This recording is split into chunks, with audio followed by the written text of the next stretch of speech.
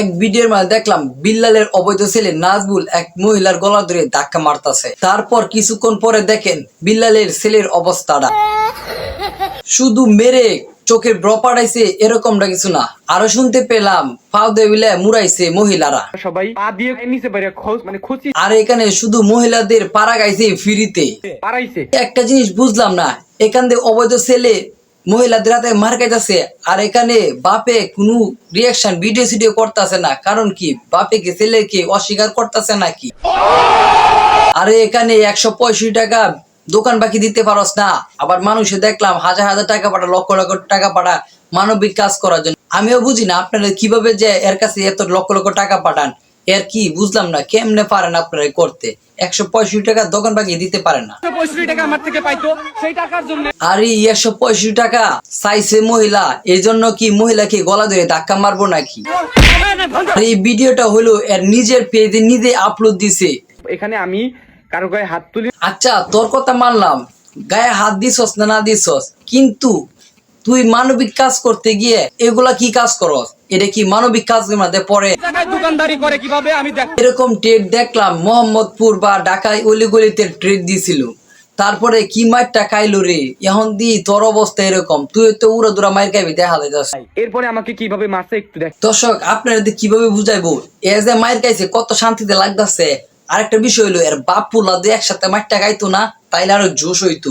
এটাও তো অবৈধ বাপ বিলে আর অবৈধ ছেলে, দুইটা একসাথে খাইতালে আর জোশ হইতো। 165 টাকা দোকান বাকি দিতে না পেরে মাইর খাইলো হচ্ছে বিল্লালের শিষ্য। একটা কমেন্ট দেখলাম, পরে বলতাছে এই দোকানের সাথে পারিবারিক দ্বন্দ্ব ছিল বা পারিবারিক সমস্যা ছিল, কিন্তু ভিডিওর মধ্যে আরেক কথা বলতাছে। ভিডিওর মধ্যে বলতাছে হেরান নাকি ভালো সম্পর্ক ছিল, হ্যাঁ নিজের কমেন্টের মধ্যে বলা ছিল আর কি। তো এখানে যে দোকান আছে দোকানদারের সাথে মোটামুটি ভালো একটা সম্পর্ক। আপনারা কোনো চিন্তা করবেন না, এত বাটপার সেলার ফলা না, এর লেগে এরকম কথা বলে।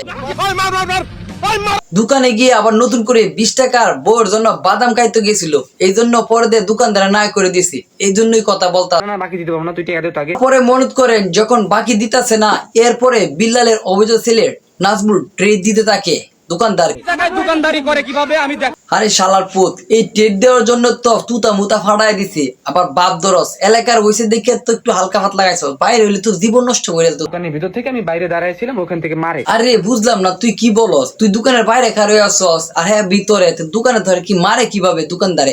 কি ব্যাপার, হালকা পাতলা কোনো কিছু খাইছস না? আমি দিতেছি একটু পরেই, উনি নিবে না, বলছে তোর কানে ভরে একটা চট দিয়ে। আপনার বিষয়টা বুঝতেছেন? হ্যাঁ বলতাছে টাকা পরে দিব, দোকানদারে বলতাছে টাকা দিলে মারবো। আচ্ছা বুঝলাম না, দোকানদার তোরে মারছি ভালো কথা, তুই যে ট্রেড দিছস প্রথম, তারপর তোর বাইরের হাতে মারাইছস, এটা কি বললো? তুই তো আবার গুজব উল্টা পাল্টা করতেছস, কথাবার্তা সরাইতাছস। তারপরে কি হয়েছে জানেন?